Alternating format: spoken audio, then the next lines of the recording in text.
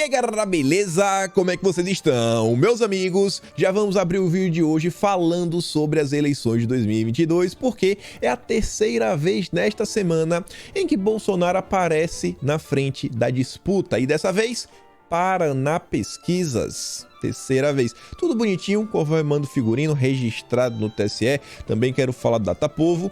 No nosso segundo tema, quero comentar sobre entregas do governo, algumas coisas bem interessantes relativas aí à educação e também mostrar algumas coisas que a oposição anda tramando e segurança pública. Depois disso, a gente começa a falar da esquerda, mais precisamente do Lula. Primeiramente, falar sobre imprensa, algumas coisas que aconteceram que são bem preocupantes. Inclusive algo aí contra o Luciano Hang, que eu acho que todo empresário deveria prestar atenção, talvez seja o próximo na fila. E depois tem aquela foto do Lula com o FHC, não é à toa, o Lula quer o apoio do FHC, o apoio aberto já no primeiro turno, tudo bonitinho, igual o Aloysio Nunes vem fazendo. E surgiu uma história também que a esquerda está discutindo a possibilidade de uma nova constituinte, a mesma coisa que aconteceu na Venezuela, no Equador, na Bolívia, no Chile. Então, assim, é algo bem preocupante. Enfim, vou falar do Lula, falar da casa do Lula, etc. Quero falar com vocês depois, rapidamente, apenas 3 notícias bem rápidas sobre a terceira via. A gente fala a turma da lacração, que tem ligação com Rede Globo, e o tema que vem depois, que é uma coisa complicada. Espero que tenham falar sobre hoje, que é um tema chato, mas necessário. A fome. Um problema aí que pode assolar o mundo ainda no ano de 2022. E já vamos começar, né? Paraná Pesquisas. No Rio Grande do Sul, Bolsonaro tem 40,1%, Lula marca 34,2%. Só nessa semana, a pesquisa que a Metrópolis encomendou no Distrito Federal, Bolsonaro aparece liderando. Eu não vou lembrar qual foi o instituto da segunda, acho que foi o Instituto IGN, IGL, algo assim. Enfim, foi no estado do Paraná, Bolsonaro também liderando. E agora uma pesquisa do Paraná Pesquisas no estado do Rio Grande do Sul, onde Bolsonaro também aparece liderando. E eu achei estranho, né, que os grandes veículos como Estadão, Folha, Veja, não comentaram. Não comentaram sobre isso. Por sinal, nenhuma das 3 pesquisas, contando com essa, né, que Bolsonaro aparece liderando, eu não via nenhuma das 3 na Rede Globo, ou no Grupo Globo, etc. Enfim. Lá na Paraná Pesquisas, né? Pegando aqui, já cortando para vocês bonitinho. Na espontânea, Bolsonaro aparece na frente do Lula, 24,6 contra 20. E na estimulada também aparece na frente com 40 versus 34. Independente, assim, eu falo para vocês, Bolsonaro podia ter 70%. Minha crença na vitória não ia mudar. O que eu acho interessante disso daqui é o silêncio da oposição. A oposição que grita aos 4 cantos do Brasil que o Lula vai vencer no primeiro turno. Aí tá todo mundo calado. Tá todo mundo fingindo que não está vendo. Tá aí, ampla vantagem para frente do Lula. O que realmente eu tomo como parâmetro, como termômetro, Datapovo. Eu pensei que já tinha uma imagem aqui, mas ainda não tem. O perfil lá no Twitter, Família Direita Brasil, perguntou o seguinte: alguém pode nos dizer por que a Rede Globo se recusa a mostrar a Marcha para Jesus que acontece em Curitiba? Com a presença de Bolsonaro, estamos assistindo uma das maiores manifestações de rua da história da capital paranaense e olha que está muito frio por lá. É isso daqui que eu normalmente tomo como parâmetro. O Datapovo. Algumas imagens, tem um vídeo para mostrar para vocês. Aqui é Bolsonaro em cima do trio, aqui uma região. Botei aqui mais 2 imagens. Vê que tem muita gente na rua, mas beleza, essa galera não foi para ver Bolsonaro, o pessoal foi para a Marcha para Jesus. Sim, você tá certo. Mas você nota que, por exemplo, aqui tinha uma placa, né, PEC 11, tinha várias pessoas com bandeira do Brasil, etc. O pessoal sabia que Bolsonaro iria. E vou mostrar aqui um vídeo para vocês. Por mais que a gente saiba, não, uma parte da galera foi lá por outras razões. Olha isso daqui.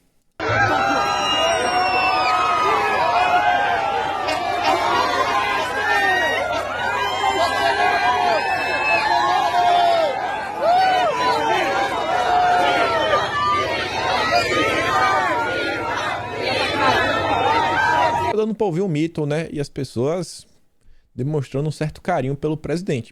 Ele não é o tema principal do evento, óbvio, mas você vê que ele anda nas ruas e as pessoas realmente o reconhecem e dão uma palavra de carinho. Algo que o Lula jamais faz. Deve ser porque ele ainda está esperando a Rede Globo construir, quem sabe, né, uma cidade cenográfica e ele consegue passear numa boa, coloca um figurante, um negócio bem bonito, bem organizado, né? Com as lentes especiais lá do... Nem lembro mais o nome do fotógrafo do Lula, mas enfim. Eu sei que você me viu. Vai numa boa...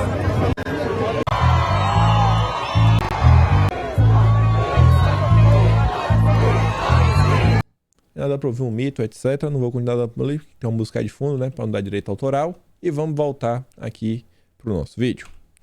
Para não falar que o Globo não comentou nada, isso é uma matéria no Globo que é o seguinte: em gesto a evangélicos, Bolsonaro vai à marcha no Paraná e recebe aceno de governador do PSD, que é o Ratinho Júnior, que é o favorito para vencer o pleito. Então, assim, a priori, né? Mais um palanque estadual que Bolsonaro vai ter, o que acaba ajudando na hora de trazer alguns votos. Então, eu acho que Bolsonaro está cada dia mais forte. As pesquisas mostram essa tendência, né, de crescimento. E, para surpresa, nossa, pelo menos eu estou surpreso, 3 pesquisas em uma única semana, onde Bolsonaro lidera com ampla vantagem. Mas vamos continuar. Falando sobre o governo e algumas entregas, vimos nessa semana a discussão sobre o homeschooling. Foi aprovado na Câmara, a esquerda ficou desesperada, a imprensa também, toda a turma do Lema. E no dia de ontem, para surpresa de ninguém, saiu essa matéria no G1. Unicef critica a aprovação do homeschooling. Crianças não são objetos de propriedade dos pais. É impressão minha, o Karl Marx tinha essa mesma tese, nessa mesma linha, que o cidadão ele não pertence à família, mas ele pertence ao Estado. A entidade cita preocupação com a fiscalização do modelo, impacto à saúde psicológica, segurança física de crianças e adolescentes. O projeto foi aprovado pela Câmara e segue para a votação no Senado. Vimos todos os dias diversos vídeos lamentáveis, sala de aula, crianças dançando músicas que eu considero impróprias, às vezes, para a idade, que a gente ficou assim com a cara muito complicado. Professores doutrinando, enfim, violência, uso de entorpecentes, mas o problema é o pai e a mãe tentar educar o filho em casa. O André Porciúncula fala o seguinte: para a burocracia não eleita da Unicef, crianças são propriedade do Estado. Para essas pessoas, né, ele chama de doentes, a família da criança é um risco para a sua integridade física e mental. Você, pai e mãe de família, precisa começar a acordar ou não restará uma família para cuidar. Mas eu falei para vocês que eu queria falar sobre entregas do governo. Ontem o Carlos Nadalim, ele fez uma postagem, eu já mostro a postagem, e um pai veio para falar o seguinte: meu filho de 5 anos tem um autismo leve. Depois que começou a usar o aplicativo, senti seu desenvolvimento, principalmente na fala. Imagine o pai ver seu filho desenvolvendo. Imagine a gratidão que um pai não tem. E o Nadalim estava falando sobre isso daqui, ó. Esse foi o post. Grafogame. E aí a Beatriz falou o seguinte: Capim Branco, Minas Gerais, adotou o uso do Grafogame em todas as turmas das escolas municipais. Um sucesso. É o relato. É o relato da pessoa, assim, a experiência de vida, né? É o melhor que tem aqui, ó, na prática. Estou te dando meu testemunho. Está ajudando as crianças. Mas o problema é a família. É a família. Falando já de segurança pública, tem até um pé na família, etc. Operação resgata 183 vítimas de exploração infantil. Vamos falar assim, exploração infantil, não é coisa mais pesada. Damares aí falando, aí vamos pegar todos os exploradores e abusadores. O ministro Anderson Torres bate palmas e fala: sem sossego para o crime, querida amiga. E quem também não vem tendo sossego, né, a gente já sabe muito bem, é o pessoal aí do ramo dos entorpecentes. Vamos falar assim, palavra bonita. No dia de ontem, o Ministério da Justiça e Segurança Pública postou essa matéria que saiu no Correio Brasiliense, escrita pelo Vinícius Doria: ataque frontal aos criminosos. Aí fala o seguinte: o Ministério da Justiça e Segurança Pública coordena a criação de força-tarefa na América do Sul para combater o crime organizado. O Correio Brasiliense destaca o que já vem sendo feito no Brasil pelo Ministério da Justiça e Segurança Pública.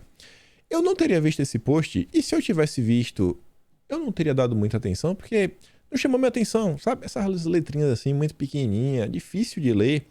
Mas É o que eu digo, hoje em dia a informação ela está descentralizada. Às vezes só basta uma pessoa para dar o toque e falar, cara, olha que informação interessante tem aqui. E eu vi esse post, o que chamou minha atenção foi porque a Tsuki apareceu. A Tsuki ela aparece e fala o seguinte, olhem isso, só em 2021 foram apreendidos mais de 5,4 mil toneladas de orégano, que correspondem a 80% de tudo que foi retido em todo o mundo no ano. Olha só. Parece assim inacreditável. Tudo que foi apreendido no mundo, todos os países juntos, só essa operação, 80%. Estados Unidos, né? Da DEA, Europa, 80%. 80%. Ministério da Justiça, Segurança Pública, junto com as polícias brasileiras, sob a gestão do presidente Jair Messias Bolsonaro. Aí a Tsu continua falando. Os conservaloucos sabem que isso afeta diretamente o Foro de São Paulo? Aí, um dos pedaços da matéria, que aí eu falei, tenho que ler agora, né? Aí tá lá, colaboração. O Brasil apresentará aos países convidados os resultados de um plano de colaboração que vem sendo executado desde 2010 com a Polícia do Paraguai, a Operação Nova Aliança. Só em 2021 foram apreendidas mais de 5,4 mil toneladas de orégano, que correspondem a 80% de tudo que foi retido em todo o mundo no ano. O volume foi 5 vezes maior do que o registrado em 2020. 2019 já foi recorde. 2020 foi recorde. 2021 foi 5 vezes o recorde de 2020. E nos primeiros 4 meses deste ano, apenas do lado brasileiro da fronteira com o Paraguai, o volume de apreensões soma 137 toneladas. E ela pergunta, e os superconservadores, né? Os superconservaloucos pegaram algum chefão? Não, olha só, 80% de tudo do mundo foi apreendido, tá? E pegou um chefão? Sabe? Não importa. O governo pode fazer o que for. A turma super conservadora não liga mais. Não, mas e o chefão? Pegou um chefão? Não pegou não, né? Então não presta. Então não presta. O governo Bolsonaro não presta. 80% de tudo do planeta. Pegaram algum chefão? Dia de ontem. Dessa vez uma parceria sensacional, né? Pô, Polícia Rodoviária Federal junto com a Polícia Militar, trabalhando juntos, deram um prejuízo de 39 milhões no Mato Grosso. Não adianta fazer coisa errada, vai ser pego. 220 quilos de farinha de trigo. O Amazônia Azul fala o seguinte, né? A PM junto com a PRF atuando juntos. Cooperação, inteligência e valorização estão pescando peixe grande. 37... Errou, viu? 39 milhões a menos para o tráfico, comprar armas, corromper, financiar campanhas, etc. Eu não me canso de dizer, é todo dia. Todo dia, todo dia. Bolsonaro se elegeu com a bandeira da segurança pública. Assim, a segurança pública está melhorando. Está melhorando. É inegável. É inegável. E sobre segurança pública, já puxando aqui para a esquerda, a gente começar a mudar o assunto. Essa semana eu mostrei para vocês um vídeo onde o secretário de Segurança Pública da minha Bahia aparece defendendo orégano, falando que os amigos dele, ele tem amigos que usam, etc. Secretário de Segurança Pública. Olha o que ele estava defendendo. E o André Porciúncula informa o seguinte, o MP Pró Sociedade apresentou uma representação criminal contra o secretário de Segurança Pública da Bahia por apologia às drogas. Faltou representar criminalmente o chefe dele, o Rui Costa, que estava preocupado com os empregos desse pessoal, né, e comprou respirador em loja de orégano. O André tá sendo irônico aí no final, né? E coloca aqui o documento. Enfim. Ainda tem mais coisas, Esqueci disso daqui. Ontem começou a sair aí Ontem não, né? Saíram nos últimos dias. Ontem também saíram mais informações sobre a possibilidade do governo estar trabalhando para criar um novo imposto. Gente, olha só. Desde 2019, as notícias ligadas ao governo sobre o tema imposto é redução ou zerar. Ou zerou o imposto ou reduziu o imposto. Vamos ser sinceros, sem passar pano. Você coloca governo imposto, ou está reduzindo ou está zerando imposto. E aí fala que o governo vai criar um novo imposto, 60% de preço em aplicativos de compra internacional. Aí o Axel Jorge, ele traz essa postagem e traz a postagem seguinte, que é de Bolsonaro, ele fala, ó, famosa fake news do bem, da imprensa suja do Brasil. Por que fake news? Bom, Bolsonaro ontem veio para deixar claro, não assinarei nenhuma medida provisória para taxar compras por aplicativos como Shopee, AliExpress, Shein, etc., como grande parte da mídia vem divulgando. Para possíveis irregularidades nesse serviço ou outros, a saída deve ser a fiscalização, não o aumento de impostos. Boa tarde a todos. Não é? Boa tarde a todos. Não vem não, viu? Não vem não. E vamos continuar. Já pegando um fio aqui na esquerda. Dia de ontem eu me deparei com esse vídeo. Eu não sei de que dia foi essa gravação, mas a Paola Carosella é uma argentina que veio morar no Brasil, chefe de cozinha, famosa, amiga do Felipe Neto. Ela participou de um podcast de pessoas que concordam com ela, inclusive o rapaz aí fala que concorda com ela aqui no vídeo. E ela falou o seguinte, né? É o típico vídeo que eu não queria dar play, mas é meio triste. Vou mostrar aqui pra vocês. Olha só. E hoje, Paola, e até eu peço uma dica, assim, como você lida com pessoas que votaram no Bolsonaro e ainda são a favor dele? Ah, ainda são a favor dele? Não, não lido mais. Você não se relaciona mais? Não. Na sua família existe alguém? Não, na família do meu sócio tinha alguns, mas já mudaram. Porque é uma coisa que eu tenho dificuldade hoje, assim, eu não consigo, e daí são pessoas, né, enfim, parentes próximos, que eu não consigo me relacionar, assim. Não, mas eu acho que fica muito difícil se relacionar com alguém que... Por dois motivos. Ou porque é um escroto, ou porque é burro. Eu não... E já está demonstrado, né? Eu acho que ficou muito claro que não teve nunca um programa de governo, que não faz a mínima ideia do que está fazendo, que está lutando contra um comunismo que não existe, né? É uma coisa meio Quixote, né? Lutando contra os moinhos de vento. Cadê o comunismo? Qual comunismo estamos lutando? Quando o Brasil foi comunista? Em que momento? Exato. A minha maior curiosidade... Em qual momento? Quando financiou o Foro de São Paulo, mais médicos, a estatização lá da refinaria de gás da Bolívia. Assim, é meio fácil de explicar algumas coisas, né? Não vou ficar aqui falando vários itens. Enfim. Aí você pega isso daí, você vê como é a turminha da esquerda, né? É muito difícil conviver com os familiares. Mesmo com os familiares, tá difícil. Tá difícil para eles. Aí pegue isso e junte isso daqui. Enquanto para a esquerda, Bolsonaro não tem plano de governo, Bolsonaro está lutando contra um comunismo que não existe, que isso, que aquilo, outro. Você vê, ali eu sou um grande iluminado, amiga do Felipe Neto, etc. Pessoal no podcast, microfones bacanas, etc. E aqui você tem vamos chamar o João. Vamos botar, não sei como é o nome dele. Não sei mesmo. Tá ali embaixo. É Rafael Piscia. Onde tava o Rafa? Quero acreditar que o nome dele é o Rafa. Vídeo aqui do Rafa. Ele acusa o Bolsonaro de lutar contra o comunismo invisível. Bolsonaro, contra algo, ele estava lutando. E eu acho que isso ninguém pode negar. Olha o que o Rafa disse. Fala, pessoal, beleza? Sabe qual cena que eu nunca vou esquecer, cara?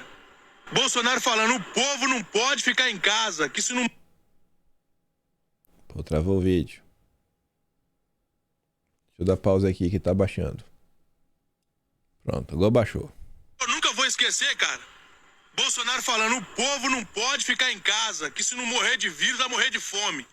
E aquele povo que tem dinheiro aproveitou na campanha. Fica em casa, economia vê depois, fica em casa. Eu lembro que eu via vários pequenos empresários e grandes empresários também, pedindo pelo amor de Deus para trabalhar. O cara que vendia chup-chup, o churrasquinho dele na rua, a coxinha não podia trabalhar. O cara que a sua lanchonete não podia trabalhar. Aí você vem agora perguntar pra mim, por que você é Bolsonaro? Sabe por que eu sou Bolsonaro? É porque ele sempre defendeu o trabalho, ele sempre defendeu a vida, ele sempre defendeu o cidadão de bem. Mas você é um ignorante ou um escroto, segundo a Paola Carosella, se você defende Bolsonaro. Bom, ainda falando aí da turma da imprensa, eu vou dar play nesse áudio. Eu não queria dar play não, porque isso aqui me deixou puto da vida. Tem algumas coisas assim que são muito absurdas, mas é porque se eu falar, vocês não vão acreditar. Escuta aqui só esse início. Pessoal, vocês lembram que em 2018 o empresário Luciano Hang, da loja Avan, também conhecido como o véio da Avan, coagiu os seus funcionários a votarem no Jair Bolsonaro? Hoje o assunto é eleições. Vou avançar. Esse funcionário da Avan, ou trabalha ainda na Avan até hoje, mas está pensando em pedir demissão, faz o seguinte: procure um advogado e processe a loja Avan. Explicar pra você o que tá acontecendo. Que eu não vou ver o Leandro Demori de novo.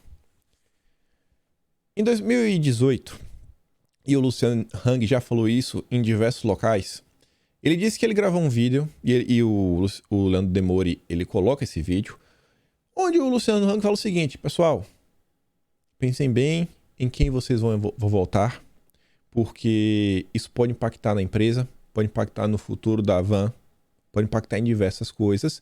E eu acho que o Leandro Demori, ele prova isso a gravar esse vídeo, né, mostrando assim como a esquerda iria tratar a Avan caso a esquerda chegasse ao poder. E acho que esse vídeo do Leandro Demori é sobre isso. E ele gravou esse vídeo falando: pelo amor de Deus, botem a mão na consciência. A Avan pode continuar crescendo ou a Avan pode ter problemas. Pois bem, uma funcionária do Luciano Hang acionou ele na justiça porque falou que esse vídeo aí foi uma espécie de coerção. Ela foi coagida a votar em Bolsonaro. E aí, a justiça, em primeira instância, e o Luciano Hang está recorrendo, condenou em R$30 mil.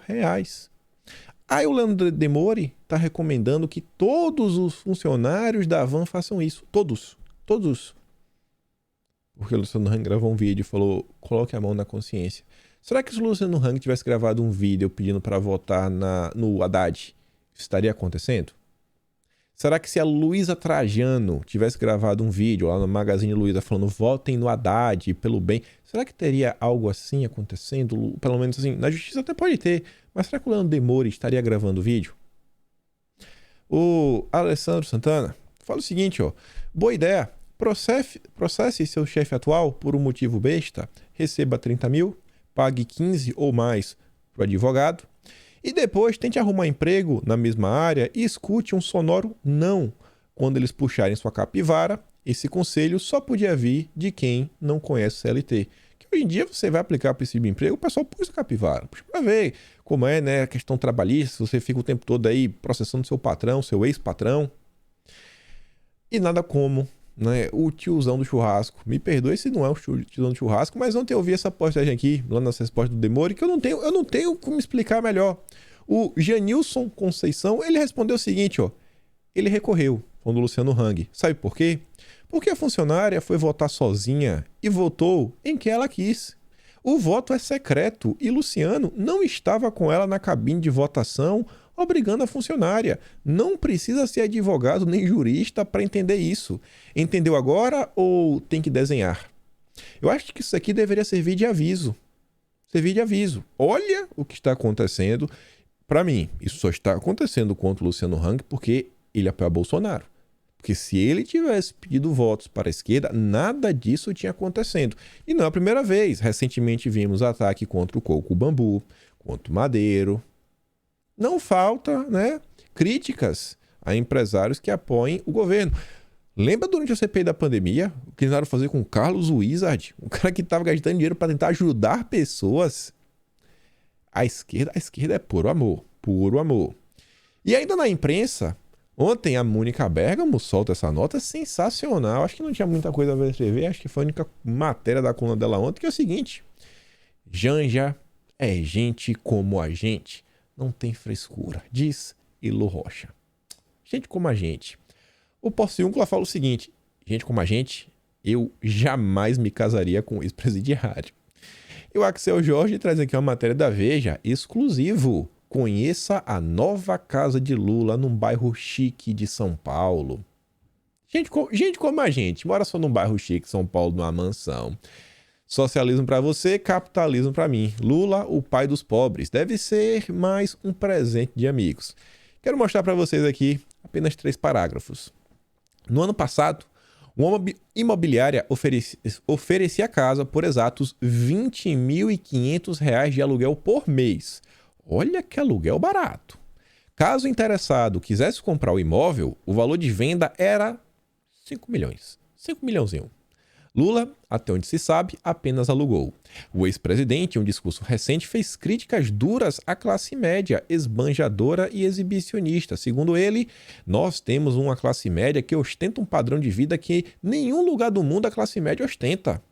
A novidade, portanto, surpreende. Não surpreende não, isso é a cara do socialismo. Perguntado a respeito, Lula não respondeu. E aqui vem a parte mais interessante de tudo. Mais interessante. O PT silenciou. O proprietário da casa, um empresário que já foi preso por evasão de divisas e lavagem de dinheiro, também não quis se pronunciar. Rapaz, o dono da casa do Lula é engraçado, né? Um empresário que já foi preso por evasão de divisas e lavagem de dinheiro. Mas tudo bem. Vida que segue. Ainda sobre a imprensa, essa daqui eu acho que foi a melhor do dia de ontem. Foi a melhor. Robson Bonin, né? O Lauro Jardim paraguaio. Tenta sempre aí jogar na Série A, mas tá na Série B. O recado dos empresários ao bolsonarismo golpista. Fala, pô, empresário, nossa, deve ser aí. Pô, os empresários. Aí você vai ler a matéria, né? Pra você ver quem são os empresários. Deve ter vários nomes. Vários. Não, tem um nome só. Tem um único nome. Um único empresário. Mas não é qualquer empresário. É o empresário que tá à frente da Fiesp. Mas enfim, ó. O Radar mostra nesta semana, na edição de Veja que está nas bancas, que o empresariado decidiu entrar na campanha pela defesa da democracia e contra o discurso de golpe eleitoral de Jair Bolsonaro no pleito de outubro. Quem é o empresário? Josué Gomes, da Fiesp, tem conversado com o chefe do Congresso, Rodrigo Pacheco, e das outras coisas lá. Sabe quem é Josué Gomes? Já está aqui embaixo na Globo. Filho do ex-vice do Lula. Você lembra do José Alencar? Então, é o filho dele. Esse é o empresário da revista Veja. Uau! Josué Gomes deve afastar a Fiesp de Bolsonaro e da política. Espero, empresários. Bom, pelo menos da política ele não afastou, né? De Bolsonaro ele conseguiu. Bolsonaro ele afastou, virou oposição, né? Sentou no colinho do Lula. Deve ser amigo do Benchimol, o Josué Gomes. Será que é amigo do Benchimol da XP? Deve ser. E ainda tem mais. Notícias recentes deste ano sobre o Josué Gomes. A de cima, 1º de abril. Campanha de Lula busca Josué Gomes para retomar diálogo com Fiesp. PT pretende formalizar encontro entre Lula e empresário Josué Gomes da Silva, presidente da Fiesp, e filho do ex-vice-presidente José Alencar. Aliados indicam filho de José Alencar como vice de Lula, diz jornal.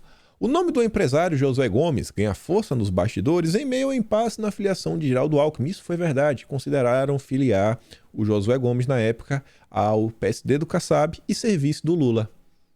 O empresariado está contra Bolsonaro. Não, é o filho do Lula, viu? Opa, desculpa. O filho do vice do Lula está contra Bolsonaro. Vamos dar a matéria do jeito certo. Porque você coloca para parecer que é uma pompa, o cara da FIE. Mas é o filho do ex-vice-presidente do Lula. Isso faz muita diferença. Essa imprensa brasileira. Vamos continuar, porque fica pior. Já vimos aí, né, o que pode acontecer com o empresariado, o que a mídia está disposta.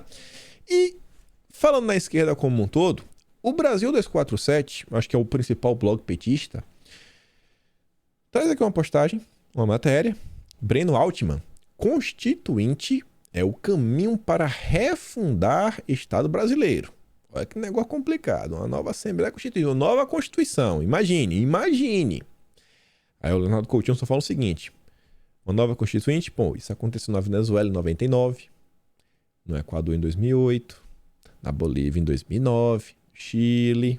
Então, assim, é meio complicado. Mas vamos ver a matéria, que fica mais complicado ainda. Por Pedro Alexandre Sanches, do Opera Mundi. Jornalista e fundador do Opera Mundi, o Breno Altman, analisou, no 20 minutos desta terça-feira, dia 17 de maio, o documento Plano de Reconstrução e Transformação do Brasil, aprovado pelo PT em setembro de 2020. Ele está analisando um documento que foi aprovado pelo PT. Com 215 páginas, trata-se do programa petista para retirar o país do pântano no qual mergulhou depois do golpe de 2016 e do governo Bolsonaro. Ou seja, realmente é um programa petista. os planos do PT. Além de diagnosticar a situação nacional e propor uma série de reformas estruturais para superar o modelo neoliberal, o texto aponta qual o caminho político para essas medidas poderem ser implementadas. E lá vem, ó. Diz o trecho principal. Para que as reformas necessárias ao desenvolvimento soberano ocorram, e aqui já tem uma coisa interessante, olha só, desenvolvimento soberano. Quantas e quantas vezes o Lula falou sobre soberania só no discurso lá, lançamento da chapa junto ao Alckmin? 26 vezes, conforme a matéria do Valor. Comentamos sobre isso. Fizemos um dossiê e falei, ó, soberania para o Lula é outra coisa. É outra coisa. Não é soberania nacional, é outra coisa. Mas enfim, ó, para que essas reformas saiam do papel, como reforma agrária, da mídia. O que seria uma reforma da mídia? A famosa censura do bem, reforma jurídica, imagina uma reforma jurídica petista, tributária, que deve vir com certeza coisa como taxação de grandes fortunas, e você pensa, pô, pro Lula a classe média ostenta, logo, né, não custa nada a classe média dar um bocadinho a mais, né, para ajudar o pobre. Inclusive militar, é necessária uma profunda reforma política do Estado que mude radicalmente as atuais instituições. Será que vão falar que isso aqui é um ataque às instituições? O PT é imprescindível para derrotar o golpismo e convocar uma Assembleia Constituinte soberana. Se o Lula te falar que ele não vai fazer uma nova Assembleia, que ele não vai lutar por isso, você vai acreditar? Você percebe como todos esses itens que estão aí, que estão ligados a militares, reforma agrária, mídia, tudo o Lula falou nesse ano várias vezes, como por exemplo, demitiu os 8 mil militares. Você acha que esse plano aqui ele vai se deixar de lado? Só porque talvez ele não seja citado na imprensa? Isso aqui é a volta do PT. Isso daqui é o que você deveria esperar caso o PT volte ao poder. Mas vamos continuar. A manchete é mais do que o suficiente. Lula quer apoio de FHC e seu PSDB. Quer.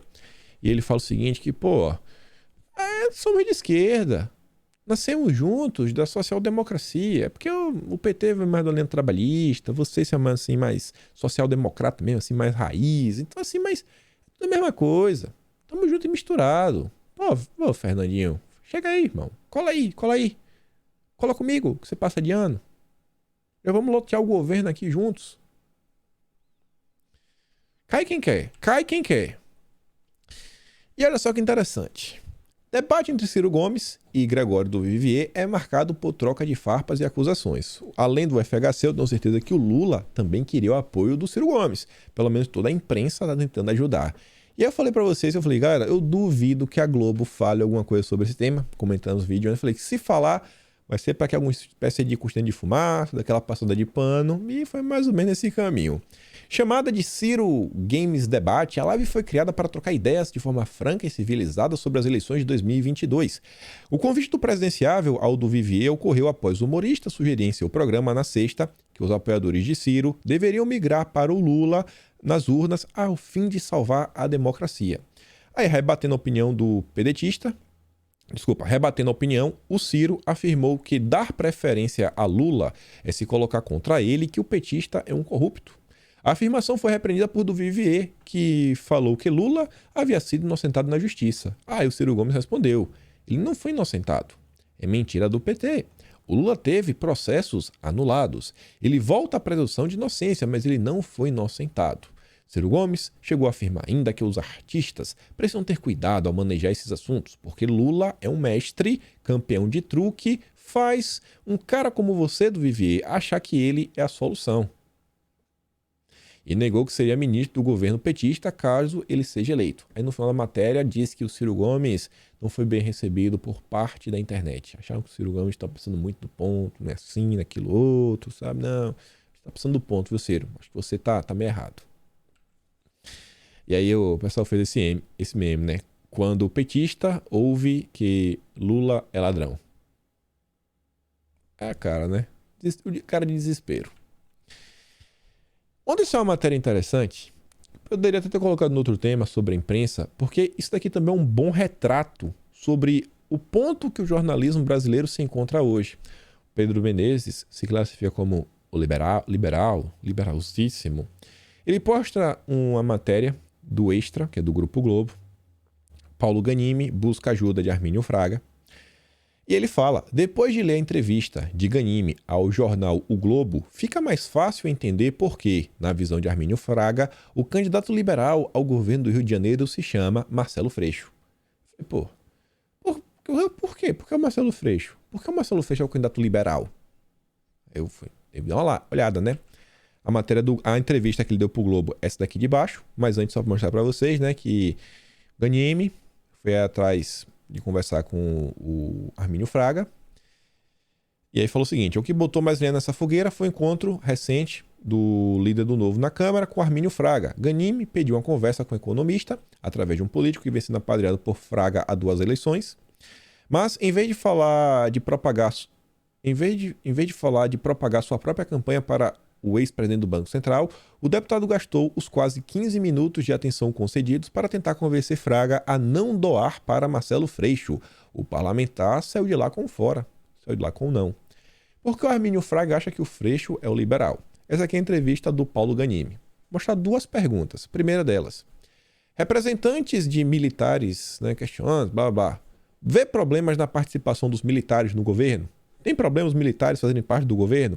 E ele responde, o meio do Bolsonaro sempre foi militar. Acho que tem uma certa naturalidade em ele indicar para alguns cargos de confiança militares em que ele tem confiança. Quando ele traz nomes do Centrão para dentro do governo, é muito mais grave do que os próprios militares. Então, para ele, de boa, bicho. Qual o problema de ter militar no governo?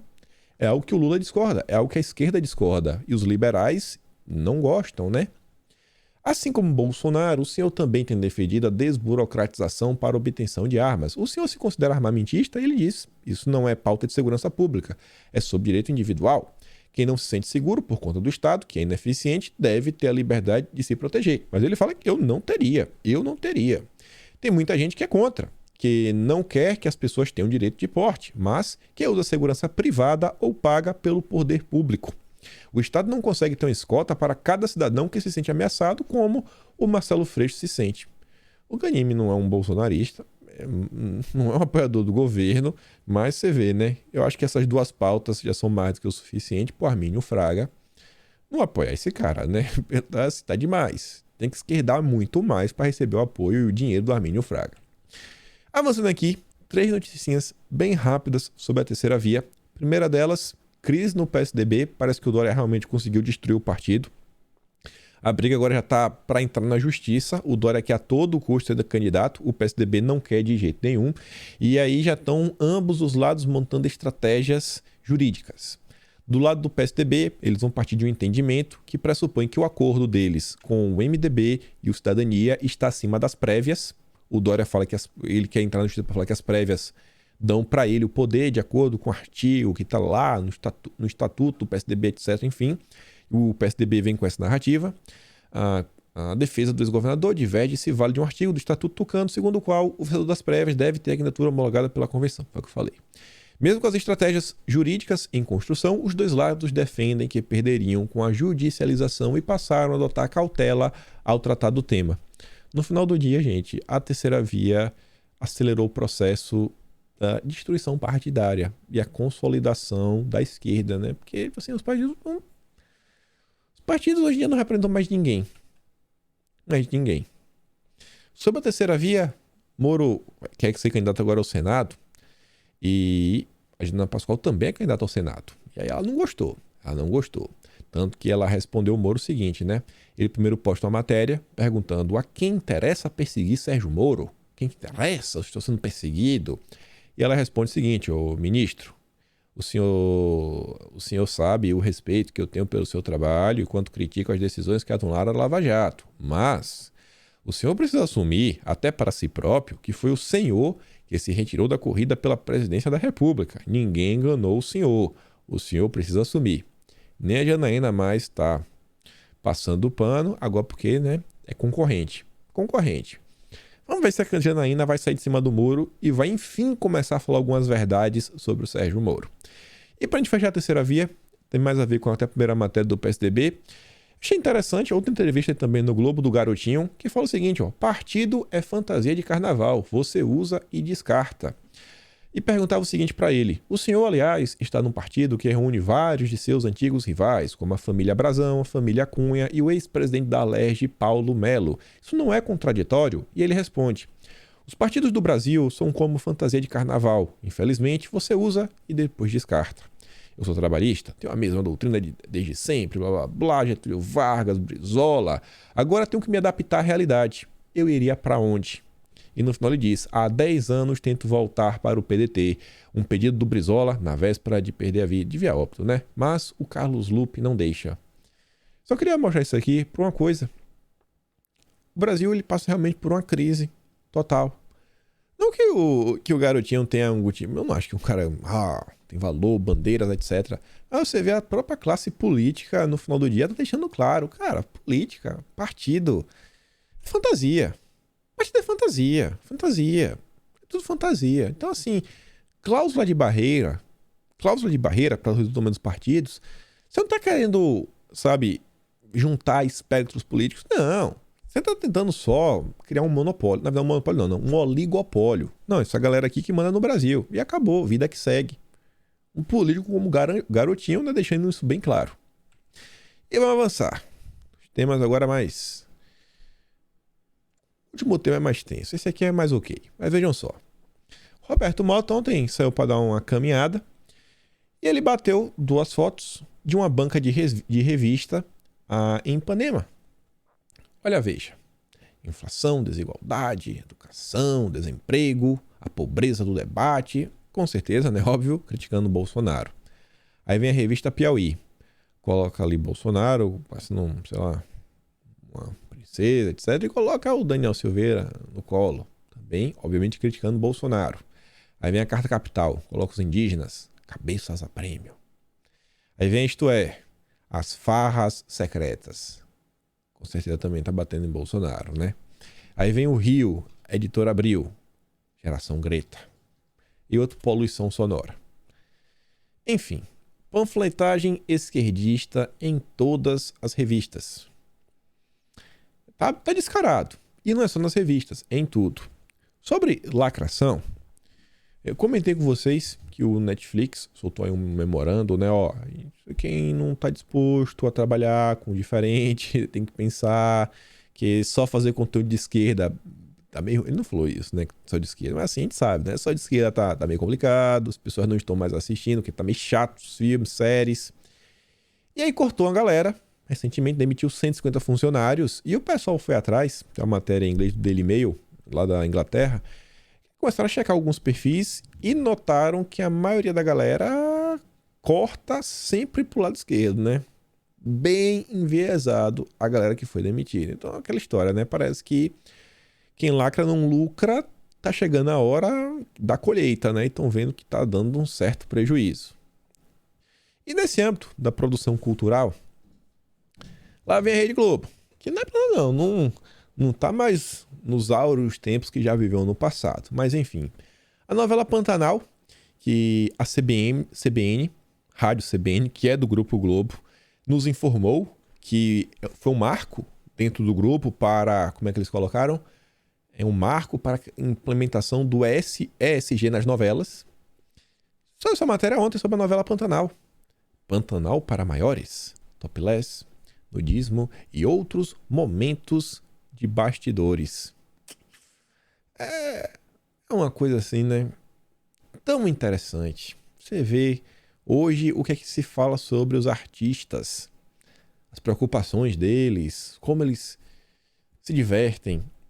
Artistas estes que acabam por influenciar toda uma geração de pessoas, né? Jovens principalmente. O Vilimigo fala o seguinte, Globo e promiscuidade. Nos intervalos das lacrações e defesa da pauta SG, o elenco de Pantanal mostra que a ideia de promiscuidade dos bastidores continua a todo vapor. Além disso, não poderia deixar de passar esse errinho de português do jornalista da coluna, né? Que botou aqui o DS. Mas sobre Pantanal, eu só falei isso daqui porque tem uma coisa que é mais interessante, e quem também trouxe foi o Vilimigo, que é o seguinte. Ativismo em novela. segue o ativismo ambiental na novela Pantanal. Tal ativismo produz prato cheio para ONGs divulgarem suas ideias e soluções. Por isso, a importância em capitanear a pauta e trazê-la em nosso benefício. A gente tem que trazer essa pauta ambiental para o nosso lado, a pauta veio para o nosso lado. Temos que saber o que a gente está falando. Para não chegar no debate, termos argumentos. E não só gritaria, né, para tudo que é lado. E aí a ONG socioambiental fala o seguinte: e o Zé Leôncio faz tudo. No capítulo de ontem, no caso do dia 19, o fazendeiro deu o recado: não se mete com o garimpo. E teria vergonha de poluir os rios de mercúrio e esburacar a terra. Nos territórios indígenas, a mineração ilegal traz doenças e violência, fora garimpo. A Globo está tentando macular o garimpo. Ontem eu estava vendo umas explicações do Pequi, é um cara que fica lá no Twitter, ele é do garimpo, ele falou assim várias coisas do que é considerado garimpo ilegal e o que seria garimpo legal. No final do dia, garimpo legal é só quem recebe o carimbo, sabe? Porque o pessoal do garimpo ilegal, se você vê, ele falando questão assim do impacto na terra, é muito mais provável que a área do garimpo ilegal, que eles dizem, que na verdade sim é pequena empresa, né? O pequeno garimpeiro, 2, 3, 4, 5, um grupo de 10 pessoas, ele vai lá, a possibilidade da terra se recuperar é muito maior do que uma instalação complexa de uma grande empresa, que isso, aquilo, outro. Mas enfim, a Globo segue em seu trabalho. Sabemos que tem a PL 191/2020, que busca a autossuficiência de fertilizantes para o Brasil. Mas para essa gente, tudo isso é besteira. Tudo isso é besteira. Tudo isso é besteira. E esse é o ponto que a gente começa o próximo tema. Fome. Só que a gente disse na terça matéria aqui da Folha de São Paulo. Independência, 200. Brasil devastou quase 90% da Mata Atlântica e 20% da Amazônia depois da independência. Em 200 anos. 20%. E a Europa, que nos últimos 200 anos acho que acabou com tudo, quase, né? Quase com tudo. Não é o Brasil, 20%. E a matéria vai contando para você que é o seguinte, que a principal parte da Mata Atlântica que foi removida são nos centros urbanos. Ou seja, porque a população se desenvolveu e criou uma cidade. É como se o ser humano fosse um problema para o planeta. A única pauta que o ser humano é o inimigo parece que é a pauta verde, às vezes. Pelo menos sob a ótica dos jornalistas. A senhora até diz, tá, então deveríamos estar vivendo em ocas até hoje? As pessoas não sabem como se forma uma cidade? E aí que vamos falar da tal fome. Vocês vão entender porque eu falei do garimpo e de todas as coisas. Ontem a revista Oeste comentou o seguinte: ONU alerta para risco de crise alimentar global causada pelo conflito na Europa. A ONU está falando isso daí. Então acho que toda a esquerda deveria parar, pensar, refletir e falar, pô, é a ONU que está nos falando, que eles tanto respeitam e admiram. E não foi qualquer pessoa, foi o secretário-geral, o Antônio Guterres. O nome tá, Antônio Guterres. A atual escassez de grãos e de fertilizantes causados pelo conflito ajudou a piorar o cenário. Ou seja, sem fertilizantes, estamos diante de um grande problema. Um grande problema. Temos um problema para agora. Temos que dar um jeito de resolver. Qual é a preocupação da Rede Globo? Criminalizar o garimpo. Vamos continuar. Isso daqui aconteceu no mundo, mas eu acho que se encaixa ao que está acontecendo no Brasil e talvez os atores da novela Pantanal deveriam ler essa notícia. O Amazônia Azul trouxe essa matéria aqui do The Guardian, que a esquerda também adora. Será difícil encontrar um agricultor. Sri Lanka se recupera da proibição precipitada de fertilizantes. Não é qualquer fertilizante, né? São os fertilizantes... Não são artificiais, mas assim, esse que não é... É que assim, só pode usar lá no Sri Lanka, criou uma lei que só podia usar fertilizante orgânico. Não que não seja orgânico, né? Mas enfim. Aí fala o seguinte, ó, somos um país tropical, cheio de arrozais, plantação de bananas, mas por causa dessa proibição de fertilizantes, agora nem temos comida suficiente para nos alimentarmos. Sri Lanka fez uma política de agricultura orgânica que devastou a economia do país. O que é que a matéria diz? Para os agricultores do Sri Lanka, seus problemas começaram em abril do ano passado. Olha só, um ano. A alteração em um único ano no uso de fertilizantes colocou um país na rota da fome. Não é que ele já chegou no ponto. Sabe aquela placa assim, ó, bem-vindo à fome. Eles já chegaram, já estão nesse ponto. Não é que estão para chegar. 1 ano. Abril ano passado. A gente tá em maio. 1 ano e 1 mês depois. Olha o impacto. Vem na hora. Porque comida, cara, você planta agora para colher daqui a 4, 3, 5 meses, você come e planta de novo. Não para. Mas enfim. O presidente de lá, que agora é acusado de levar o país à ruína financeira, implementou uma proibição repentina de fertilizantes químicos. As implicações totais da política imprudente, que agora foi revertida, estão apenas sendo percebidas. Os agricultores dizem que seus meios de subsistência estão ameaçados e, pela primeira vez em sua história moderna, o Sri Lanka, que geralmente cultiva arroz e vegetais em abundância, pode ficar sem alimentos à medida que as colheitas caem e o governo não pode mais pagar as importações de alimentos que o país tem. Tornaram-se excessivamente dependentes nos últimos anos. A produção de arroz caiu para 2,92 milhões de toneladas em 2001 e 2022, abaixo dos 3,39 milhões do ano anterior. O presidente do parlamento na semana passada alertou para a fome iminente entre os 22 milhões de habitantes da ilha. A matéria, inclusive, fala que os agricultores já não estão mais vendendo, estão guardando para si, para não passar fome. Somos um país tropical cheio de plantações de arroz, banana, mas por conta dessa proibição estúpida de fertilizantes, agora nem temos comida suficiente para nos alimentarmos. Mas não sei se você entendeu. Nesse caso aqui, eles ainda estavam utilizando fertilizantes orgânicos. A gente está no momento atual onde a crise de fertilizantes não é que você vai usar o fertilizante orgânico. Não tem! Não tem!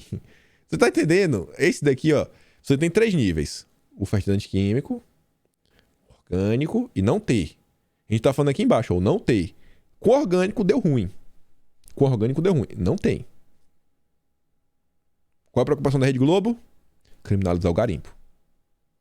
Impedir a PL 91/2020, que não é apenas o Brasil ser autossuficiente, mas ajudar o planeta. Porque o Brasil exporta para todo mundo. É um problema iminente. A ONU está falando. O Joe Biden já falou. Em uns 2, 3 meses atrás, o ministro da Agricultura da Alemanha também falou. Eu sei disso porque eu trouxe em vídeo. A União Europeia vem falando disso. E a Rede Globo? E a esquerda brasileira? Bolsonaro é malvadão. Bolsonaro é malvadão. Bolsonaro é malvadão. Bolsonaro é malvadão, inclusive. A gente fez um dossiê que no ano de 2016 já estava lá Bolsonaro defendendo a exploração, pelo menos do potássio. Silvinita, acho que é Silvinita, Salvinita, já estava falando.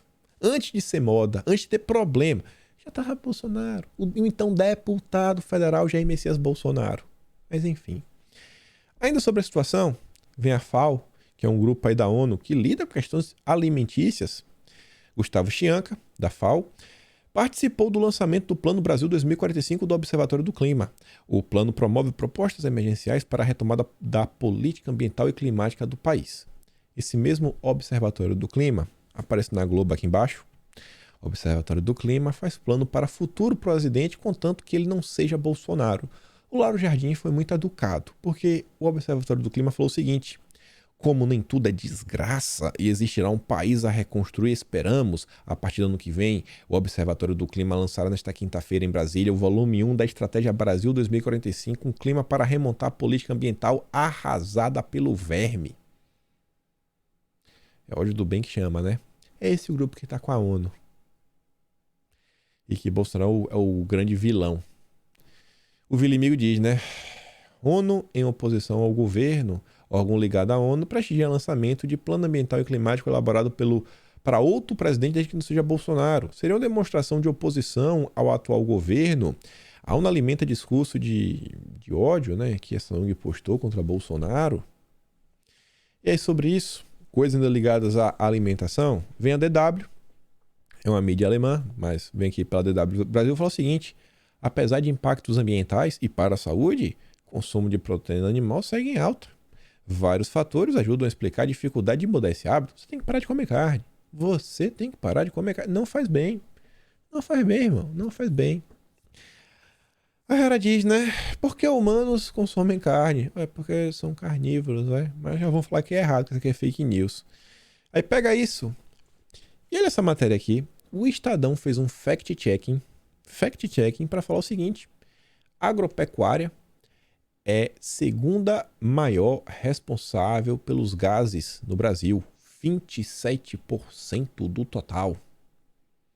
Tá vendo qual é o problema no Brasil? É o agro, viu?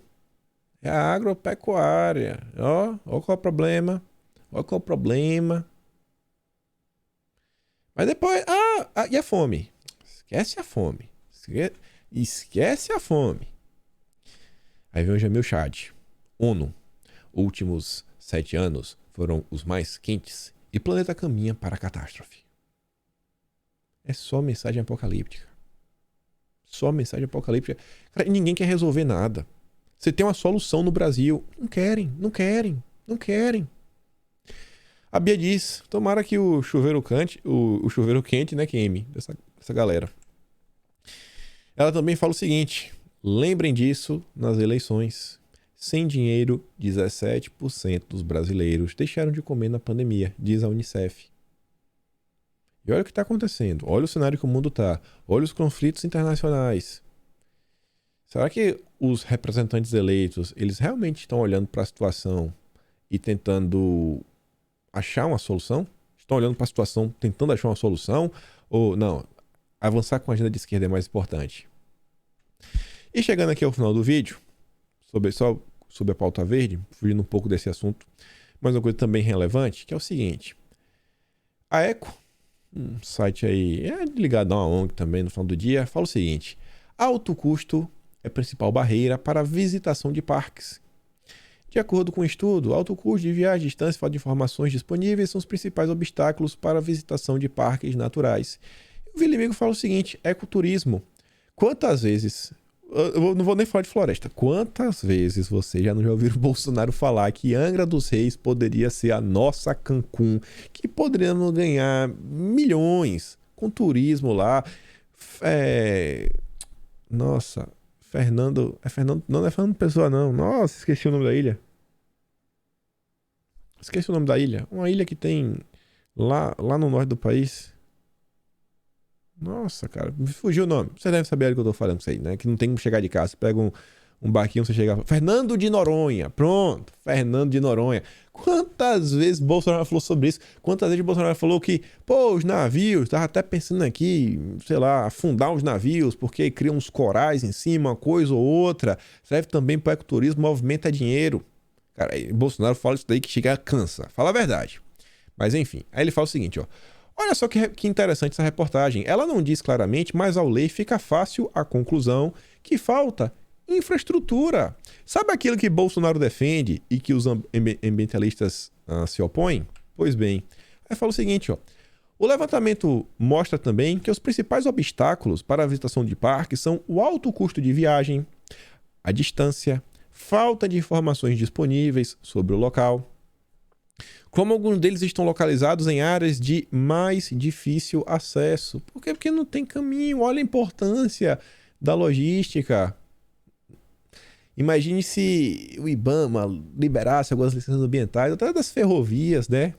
Para fazer esse transporte, esse turismo. Mas não tem, porque não é a preocupação. Bolsonaro é malvadão. Temos que proteger as nossas florestas. Só para dar um exemplo para vocês, contava um relato. A Bahia tem a Chapada Diamantina, é sensacional. Grande parte assim, das cidades, você chega, é asfalto. Mas da cidade, para qualquer coisinha, meu amigo, é muito bom você não ir com carro 1.0. Foi uma vez, cara, tem um... lembrei. Não lembro agora no local. É um vale que tem lá. E aí tinha uma cachoeira. Eu tava na cidade de Palmeiras, porque a avó dele tinha uma casa lá em Palmeiras, a gente tá de graça, na Xepa. E aí... o lugar pra cachoeira que a gente ia, era uma pista totalmente de terra. Na metade do caminho, eu já tava mais preocupado em do carro não sair destruído do que chegar na cachoeira. Sim. E aí, mas o meio ambiente. No final do dia, eles reclamam que ninguém visita os parques, que a população não aprecia o contato com a natureza. Cara, é extremamente difícil de ir. Enfim, falei muita coisa no vídeo de hoje, né? Como sempre. 1 hora de conteúdo. peço que compartilhe o vídeo, não vai cair teu dedo, né? Pelo amor de Deus, que eu mais peço sempre. E óbvio também, se quiser apoiar o canal, pode se tornar membro do canal, pode clicar no botão de valeu agora, também para ajudar, me apoia pelo o Patreon, que o link tá na descrição. E corre lá no Telegram, vê lá o vídeo do Leandro Demuro, se tu tiver estômago pra ver, pega o vídeo lá da Paula Carosella e do Rafa, o Brodinho lá, né, falando que Bolsonaro realmente estava se importando durante toda a pandemia. Fico por aqui, nos vemos amanhã. Fui, meus amigos.